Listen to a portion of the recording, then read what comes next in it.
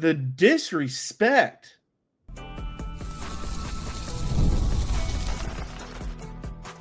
You are Locked On Mississippi State, your daily podcast on the Mississippi State Bulldogs, part of the Locked On Podcast Network, your team every day. Well, thanks for making Locked On Mississippi State your first listen every single day, part of the Locked On Podcast Network, your team every day. Today's episode is brought to you by FanDuel. Right now, new customers can get $200 in bonus bets when your first $5 bet wins. Go to FanDuel.com.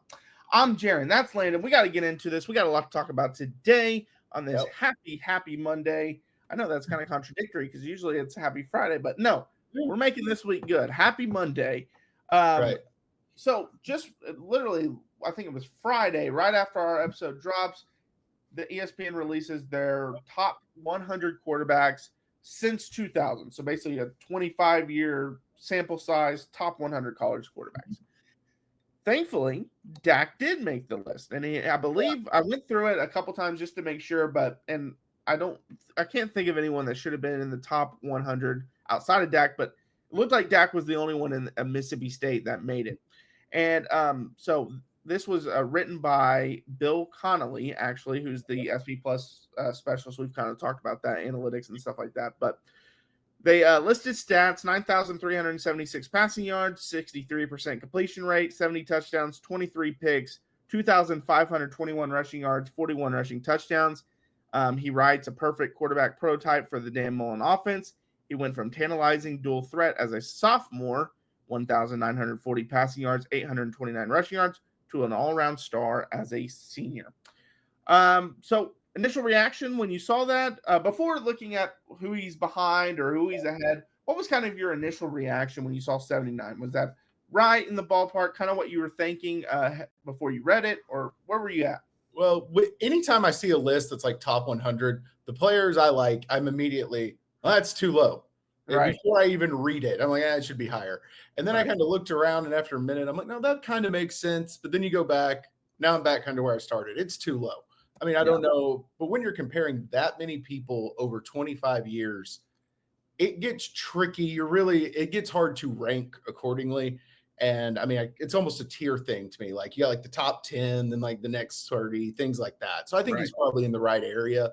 You probably nitpick, move him up a few more spots here and there, but I think this is the correct tier. And I mean, to be a top 100, especially in this offensive boom, to put numbers up to be in that list it's impressive.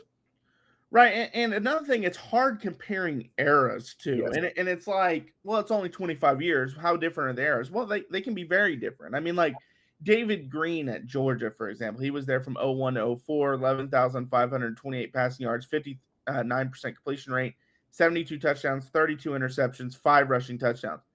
You compare the numbers, Dak's the better quarterback. But Dak also played 10 years later where it was more passing. There was more dual threat quarterbacks at the time.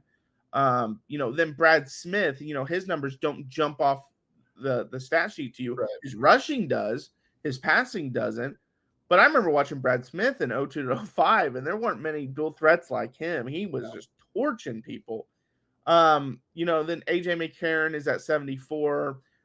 He's got the national championships, obviously. Kind of going through this, I'll real quick, I'll just go through the 70 to 79 instead of just doing it one at a time. But Zach Wilson, Andy Dalton was 71, 72, Kevin Kolb, JT Barrett, 73. I talked about McCarron, Smith, and Green. Geno Smith, 77, Brandon Whedon, 78. Of the ones that Dak was in the same era as, I think he's better than JT Barrett. I mean, I know Barrett had that great season where he broke the Big Ten record for most passing touchdowns and total touchdowns, and won 38 games as a starter. But I watched both of those players play. Dak was the better quarterback. Barrett had the better talent around him, and so he was able to do more effectively. Dak's the better player. Oh, yeah. And after looking at, hearing that again, he should be above.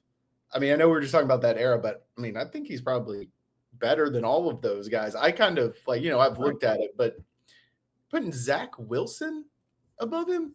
I had one good year, and it was the COVID year. Yeah. No, that's fair. He shouldn't be on the list. There's my biggest takeaway is get Zach Wilson off the list. And some of that could be what we've seen from him in the pros is leading into this opinion. But when you have one good year and it's the COVID year when everything was just messed up, like how can that count? Well, another one, and I didn't list his name because he was in the next tier. Max Duggan was 69. Again, Duggan had a phenomenal 22 season. That first year with their new head coach, Sonny Dykes, phenomenal season. Led him to the national championship game. He was terrible the years before that. He was so bad that going into that year that he broke out, he was the backup. Yeah, it wasn't. Chandler Morris got injured in the first game, which then Duggan came in.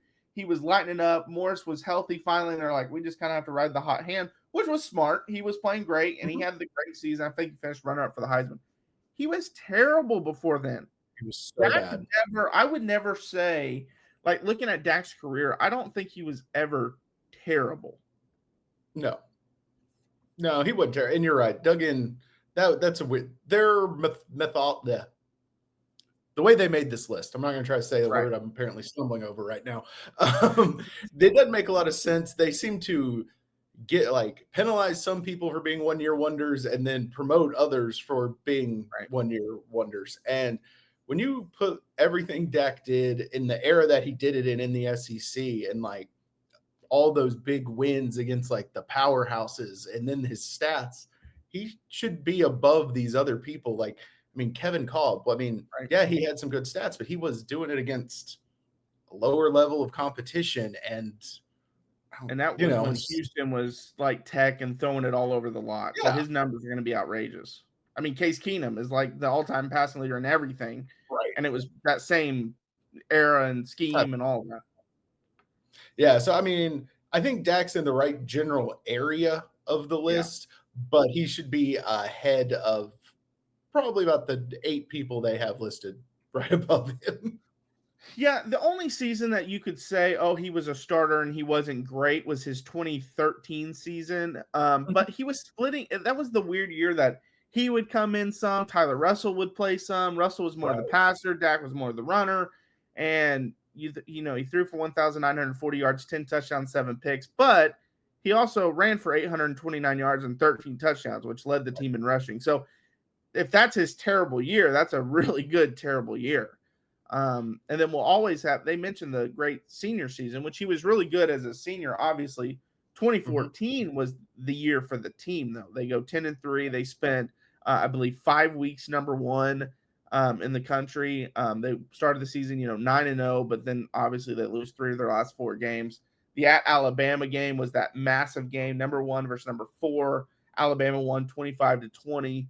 And then it just didn't really seem like Mississippi State could get back on track after that. But that's the season I think is probably the best team season, obviously. And he was great, but 2015 was his better season. Yeah, both of those seasons were great. And this was kind of going down memory lane, looking at his stats, looking up some plays from there and just seeing what he did. It was special. And, I've some of those runs he was doing, it was just, he's so strong. Like that's one of my takeaways every time I watch him run. He was so strong, and it was great getting to kind of relive those days again. Well, and that's one thing, you can feel sorry for Landon and I. We're both big Cowboys fans, so obviously he's the quarterback for the Dallas Cowboys, and you don't see him run as much. No. And obviously he had the ankle injury, but even at that point he wasn't running as much. And then he gets hurt, and then really he doesn't run at all now. But it's funny seeing him now, where he is such an elite pocket passer. Yeah. And that's not what you would have thought in college, because he was such an elite runner who could throw. That's what he was thought of.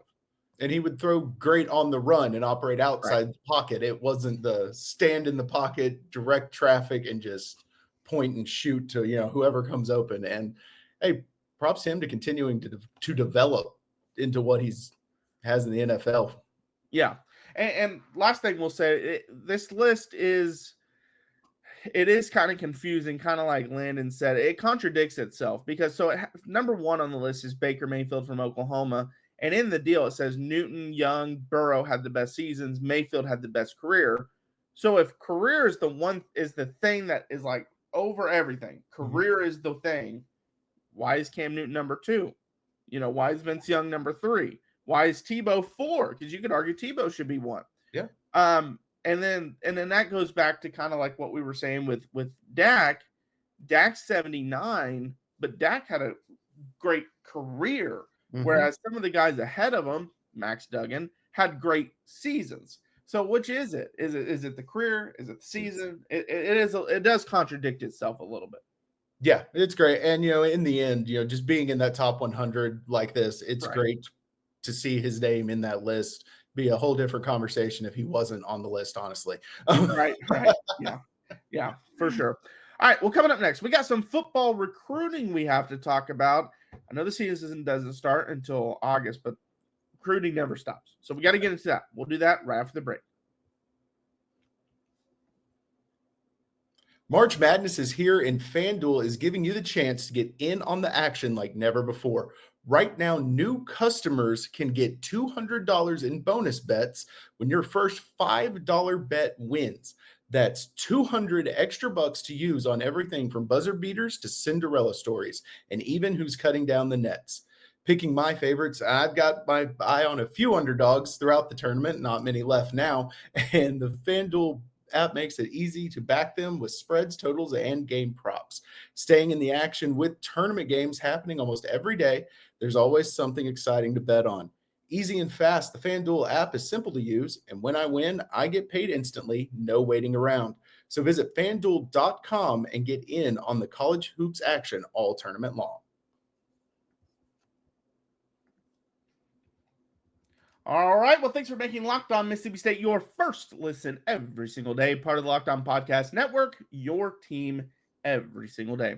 All right. We got to get in some recruiting nuggets. So I told you, go follow Maroon and White daily over on On3. They also have a daily newsletter that you can subscribe to. They give you great information. I believe it's free to subscribe to that. Yeah. And so they do a thing that is called they call it dog biscuits is what they call it. And they give usually four biscuits. Really, it's 5 biscuits. It's just they do 4 biscuits, and then the last one they say gravy on the top. And so it has a bunch of info from all the different sports. And I think it's this article. Correct me if I'm wrong, Landon, but it's behind the paywall, so I'm not going in. Okay, so I'm not going to go into all the details that they say in it because that kind of spoils that. But a couple of players they mentioned is Jax Pope, Luke Hutchinson, Iverson McCoy. Again, I'm not going to go into the details of what they said about those players. I want you to pay for that, and I don't want to take that from them. But one thing I thought was interesting about all 3 of them, obviously Iverson McCoy, he is committed and has been for 8 months, something like that. Yeah, since last year. Yeah, so he's listed as a cornerback on. If you look at On3, he's listed as a cornerback, but if you look at the reporting, it's kind of talked about as a safety. I think Mississippi State's looking at him as a safety. But the one thing I think is interesting is we talked, I believe it was last podcast actually, about the defense and how the defense has to be better. And you're seeing that emphasis with recruiting. Jax Pope is a safety. Iverson McCoy, safety. So you can see they're looking at that secondary and saying this is something we have to focus on. Yeah, you can see it from the recruiting. That's what they're going after. And Iverson McCoy and Jax Pope are both very different types of players in the secondary. Iverson McCoy, he does seem to be more of the coverage guy. From what I've seen, haven't really gone too deep down the tape, but his highlights, he does seem to be more of a coverage guy. And then Jax Pope, he seems to be a bit of a big hitter. So, getting a bunch of different types is also important out there. And bringing in multiple people at one position is a great way to be able to turn over something quickly. Right. Yeah. And I was kind of looking at Jax Pope's offer list: Georgia State, UAB, Georgia Southern. So some smaller schools, but then he has Maryland, Arkansas. So there are some big competitions: Boston College, Duke, Stanford, Pittsburgh. There are some big guns. Nebraska. It doesn't say. Oh no, that's not. It hasn't said Nebraska's offered, but Nebraska's interested. So he has a pretty good offer list. It's not one that's just like a home run that you're just gonna easily get him. He's from Buford, Georgia too, so that explains all the Georgia offers off the bat. The one thing you always have to worry about for any player is if the hometown or the home state team offers them. And in this case, it could be Georgia, it could be Georgia Tech. Mm-hmm. But off that offer list, there's not a team that I'm like, okay, I don't see Mississippi State overcoming that unless the NIL is just so much different or something, or if they just fill up roster spots. I think Mississippi State can go in and compete with all those teams. Oh, yeah. And I think part of the weird thing with his offer list, some huge schools, all small ones, is at least according to 24/7, he's unranked right now. He no star recruit. Right. So maybe he's just a late riser. They haven't really got around to, evaluating him, and all the recruiting services giving him a proper grade. And that's another thing you worry about with a guy who is a late riser. You've been in on him for however long, and then the bigger school comes in right at the end, offers them something big, and then you lose them. But yeah, with the list right now, I don't see any team that it's like, oh, that one's going to be hard to beat. And I like what I've seen from him too. I think he'd be a great addition to the secondary. Yeah, I liked watching his tape too. And On3 has him as a 3-star. That's the only one that has him any stars. They don't have him nationally ranked, 64th overall safety. And so we'll see what ends up happening there. We already mentioned Iverson McCoy. He's been committed for a while. He's a 3-star on all sites. 442 nationally ranked. But Luke Hutchinson, that's one that if he's a 3-star, and I will say this about tight ends, because they're not your quarterback or your offensive tackle or something, usually you don't see very many 5-star tight ends. It's usually like a 4 stars, usually your best tight end. So don't look at a 3-star and think, oh, he's a 3-star, like he's not that great. 3 stars usually are pretty solid players. And in Luke Hutchinson's case, he's got offers from Virginia, Kentucky, Pittsburgh, and then Nebraska's in the running as well for that one. Mississippi State, for those wondering, is actually favored on On3 site, giving him a 50% chance to land him. Virginia is a close second at 43.8%. He's a 3-star on On3 and 24/7 Sports. But the one thing I always do when it comes to recruiting, and this goes for the transfer portal too, I don't really care about your rating, your ranking, or your stars or anything like that. Who offers you? Who is after you? Right. Because if that's a good school that's after you, you can play some ball.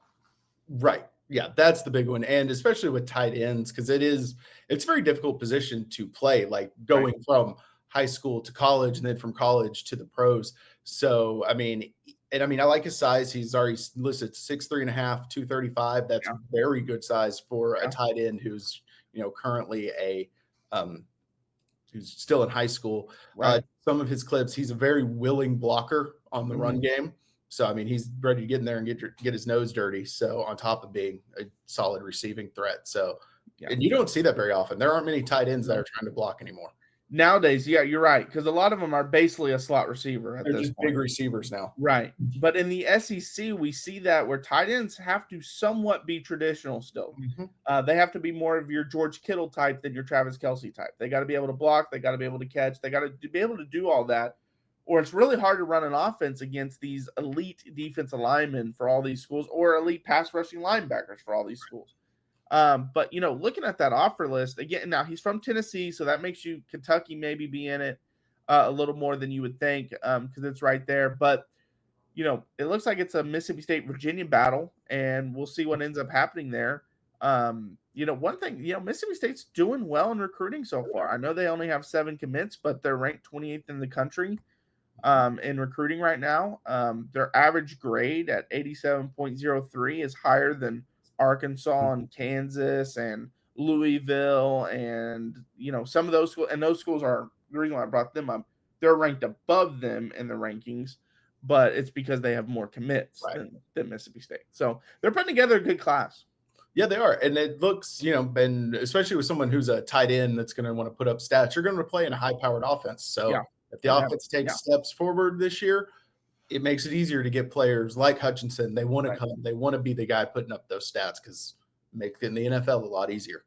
Right. And if you look at Levy's history, if he has the tight end room like that he wants, then they're going to put up big production. So 2023, Oklahoma kind of had a throw-in tight end room. Wasn't very great tight end room. And so if you look at the production, it's not very much. But you look at 2022 when Braden Willis was there, who really had struggled with injuries his whole career, wasn't really doing anything.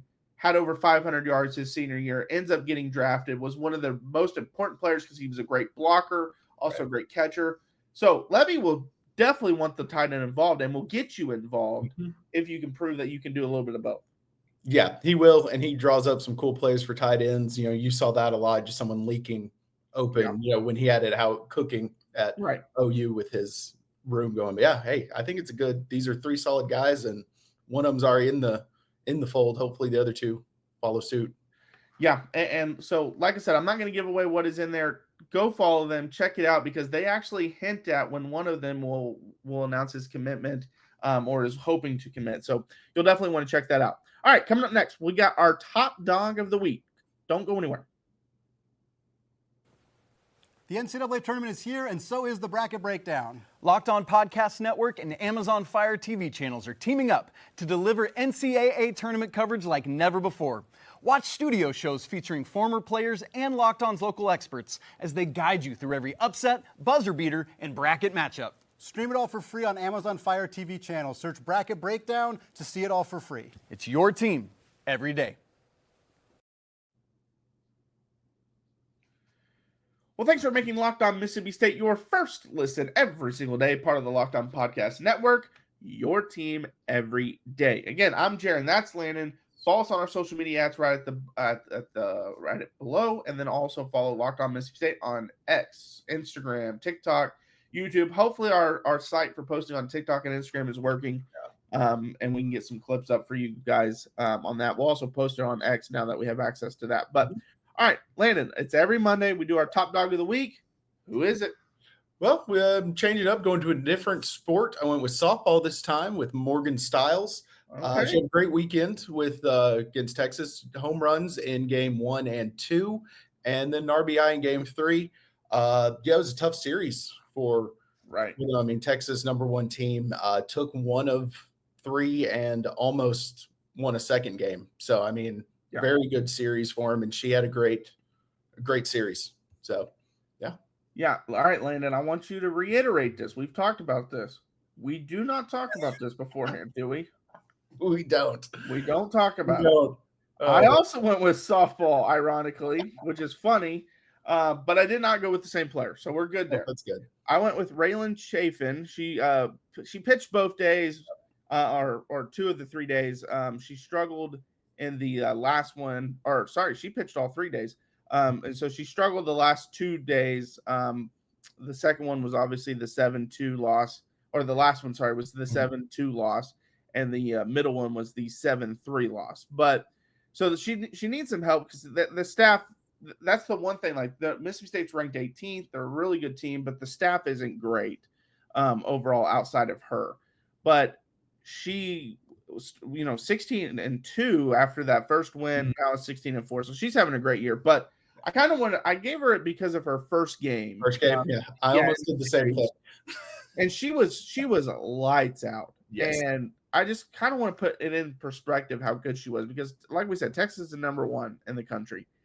Texas is number 2 in the country in scoring. They average 8.68 runs per game, tied for second with Oklahoma. 8.88 is number 1, and that's Ohio State. She held them to 3 runs in a 4-3 win. She pitched all 7 innings, allowed 4 hits total, 1 base on ball, 6 strikeouts. She was incredible, and not only was she incredible, Tegan Caven for Texas is one of the best pitchers in the country too, and she outdueled her. Caven had allowed 7 hits, 4 runs, also had 6 strikeouts, but she outdueled her head to head. The issue is Tegan has help, and so she didn't have to pitch every game, and right now Chafin doesn't. Yeah, I almost went with Chafin too for that exact reason. But I know we're both big softball guys, so I kind of thought you might be going down the road. So I tried to not have us double up on one player, and I did it somehow. I wanted to find some positive from baseball guys. I tried. I tried too. The LSU series was brutal to watch. The last game makes it way worse because it was like 17-8. But I almost preferred that loss over the close game 1 and game 2 losses. Oh, I do too. in the moment you want it to be close, but once it's over, it's kind of like a relief when it's a blowout because you've given up by the third inning. It's like, this is done. Who cares what happens? Whereas the others, it's so frustrating. And we're seeing the tweets from Mississippi State fans. We're right there with you. It's hard to be a fan right now because it seems like there's little mistakes in every single game that cost them in these close games, and it's silly mistakes, and that's the frustrating thing. But what are we doing? This is a positive segment. Yeah, this is top dog of the week. Tomorrow we're going to be positive. Yes, this is top dog of the week. We can get into the negative later this week, but no, both girls that we mentioned were outstanding this week, and Mississippi State, they're playing some great softball right now. And I know you go 1-2, but you go 1-2 against the number one team in the country. That's not something you need to be upset about. No, it's not. They played very well, and they're shown they can hang with everyone. I mean, when you're at the very top of the college softball rankings, those teams are, a little bit above everyone else. Like it shows because they're the ones that are always in the College World Series. But if you show you can hang, you can punch your ticket to Oklahoma City if you keep playing like this. I mean, it's going to be an uphill battle occasionally, but you've proven you can hang with them. Yeah, for sure. And they're 29-8 on the season. They get Central Arkansas on Tuesday, and then it's another big series, and that's how it's going to be. That's life in the SEC. This one's on the road against number 9 Tennessee, who I have a feeling will be ranked a little higher after getting the 2-1 victory against the Oklahoma Sooners, series victory against OU, who's number 2 and the 4-time defending champ. So it's not easy to beat OU in a series. Right. And so they're going to be probably top 5, if I had to guess. Tennessee probably will be. So 5 or 6. Yeah. So if you can go steal one of those, maybe steal 2 on the road. I mean, if steal 2, that's fantastic. But if you can get one on the road, tough in the other 2. Yeah, for sure. So hopefully they're able to do that. But again, thanks for making Locked On Mississippi State your first listen today. For your second listen, check out the Locked On College Basketball with Isaac Shade and Andy Patton. March is here, so be the most informed college basketball fan throughout the madness. Find Locked On College Basketball on YouTube or wherever you listen to podcasts. We got some big games this weekend with that. Obviously, the Final Four is here. Second time ever, all number 1 seeds made it. And these teams have probably been the best teams all year. So that's going to be very exciting. Watch that show because that will give you a lot of information about that matchup. So check it out. All right, I think that's it. I'm Jaron. Check out my work on Athlon Sports. A lot of college football right now, a lot of college basketball, obviously. NBA, I write all about all that. But, yeah, definitely a lot of college football going on right now. Check out Landon. Follow him on Twitter. Again, follow us on YouTube. Like, share, subscribe, all that good stuff. Tell people. And then, like I said, we're on X, TikTok, and Instagram. So hopefully we'll be posting daily clips on that again if we can get everything working. But in the meantime, Hail State. Hail State.